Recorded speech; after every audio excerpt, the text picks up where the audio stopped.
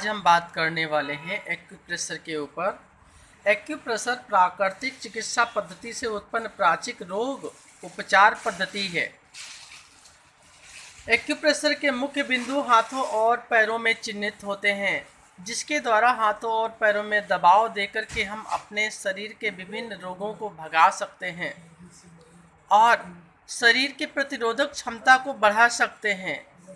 इसलिए जो हमारे मस्तिष्क, लीवर, किडनी, लंग्स, हार्ट, जितने भी हमारे ऑर्गन्स हैं, उनके परमात्मा ने स्विच बोर्ड्स बनाए हैं। तो जब भी हम वो स्विच बोर्ड्स के ऊपर प्रेशर देते हैं तो वहाँ की जितनी भी दर्द है या कार्बन डाइऑक्साइड जो वहाँ जमा हो गया है वो वहाँ से रिलीज़ हो जाता है और तुरंत शरीर को आराम मिलता है।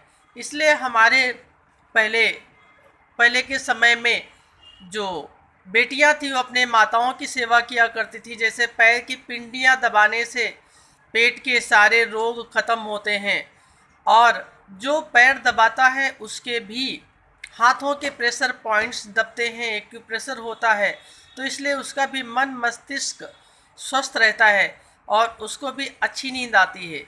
इसलिए पुराने ज़माने में हमारा जो वैदिक कल्चर है, हमारा जो संस्कार है, उसमें पुत्र अपने पिता की सेवा किया करता था और पिता अपने पिता की सेवा किया करता था। जो बहुएं थी वो अपने सास की सेवा किया करती थी और दोनों लोग ही सुखी हुआ करते थे। इसलिए हमारे पिताजी एक भजन की लाइन है, उसमें कहा करते थे, धनारे देखो दोनों कुलन उजियारी, धनारे देखो दोनों कुलन उजियारी। मतलब अगर हम एक दूसरे की सेवा करते हैं तो हमारा ये शरीर भी स्वस्थ है और सामने वाले व्यक्ति का भी शरीर स्वस्थ है। तो इसलिए आज मैं चित्र के साथ में एक एक्यूप्रेशर का चित्र भी प्रस्तुत कर रहा हूँ और उसको लोग अध्ययन करें कि हमारे जो रीढ़ है उसमें कितने जो शरीर के पार्ट हैं उससे हमारा रीढ़ जुड़ा हुआ है।